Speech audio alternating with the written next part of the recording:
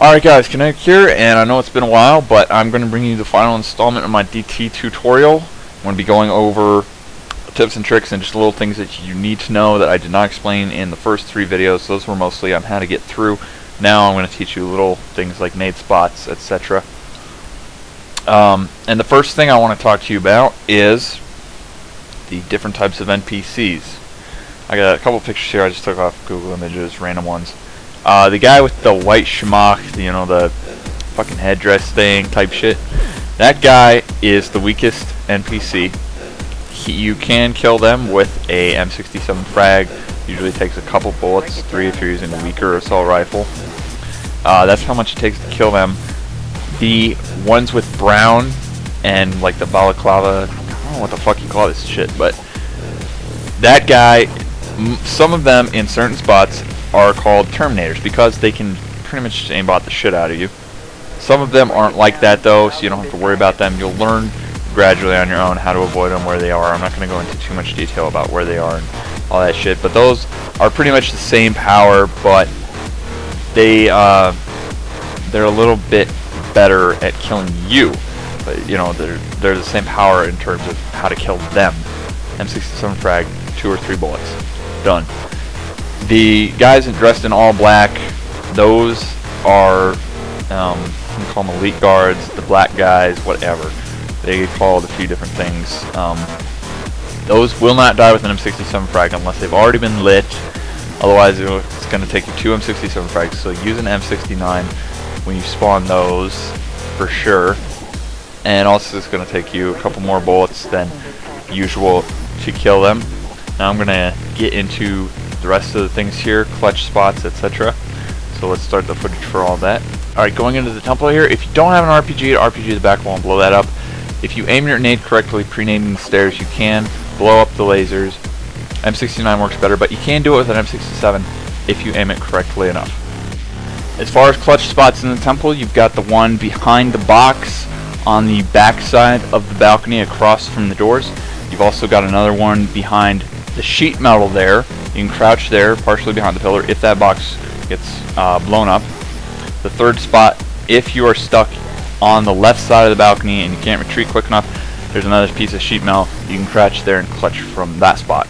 If you want a couple extra points, you can toss an M67 up on this roof here and one back into the back alley. You'll get a 2 combo on the first nade and then add to it 2 or 3 more kills on the second grenade.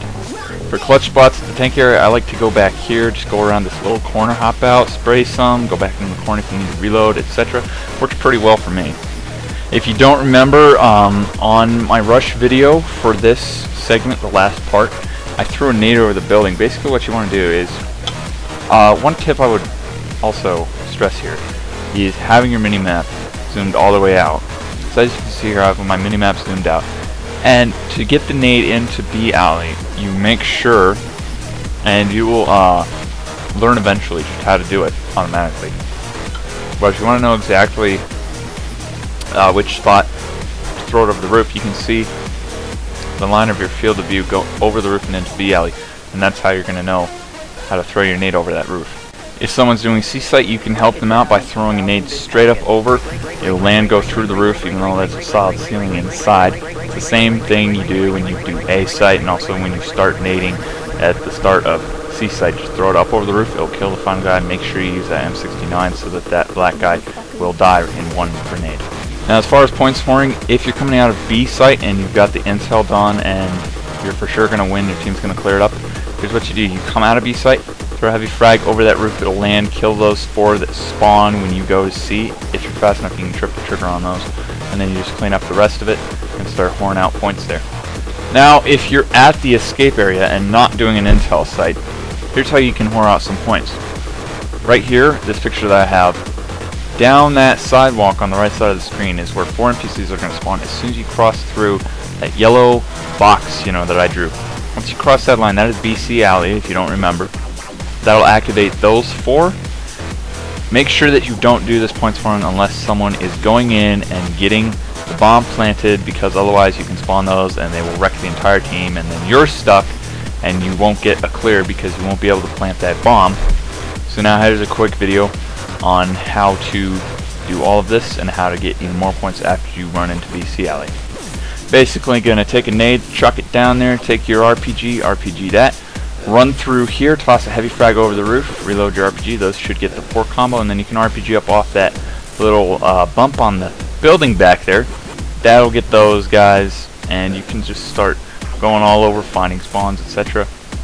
Like I said though, make sure that your team is planting the bomb, because you want to get the clear. The clear is first and foremost, and is most important over getting points. You want to get those mission points, you want to get good time, you want to get things done.